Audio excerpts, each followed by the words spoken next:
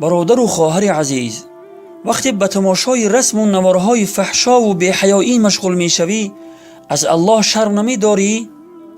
آیا نمیدانی که الله متعال در روز قیامت از این دو چشمی که با آن رسم و نوارهای فحشا می نگریستی میپرسد؟ آیا میدانی که با تماشا کردن رسم و نوارهای فحشا قانون خدا و آفریدگار خود را پایمال میکنی و از حدود خداوند تجاوز میکنی؟ پریشانی هایی که بر سرت پیهم می آید، ناداری و محتاجی، بیماری و بیبرکتی در رزق و روزی و دیگر مصیبت هایی که بر سرت می آید، آیا حس نمی کنی که به سبب نحوست این گناه زشتی است که در تنهایی انجام می دهی؟ خداوند در آیه های 30 و 31 سوره نور هم برای مردان و هم برای زنان می فرماید که چشمهایشان را از دیدن چیزهای حرام نگاه دارند. استعیذ بالله قل للمؤمنین یغضوا من ابصارهم و یحفظوا فروجهم ذلك ازکی لهم ان الله خبیر بما یصنعون.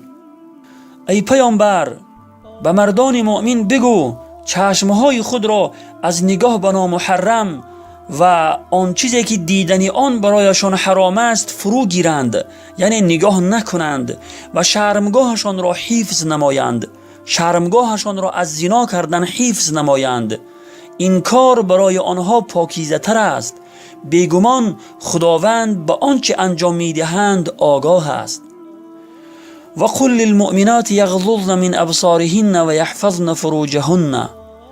و به زنان مؤمن بگو چشمهای خود را از نگاه به نامحرم و آن چیزی که دیدن آن برایشان حرام است فرو گیرند، یعنی نگاه نکنند و شرمگاهشان را از زنا کردن حفظ نمایند.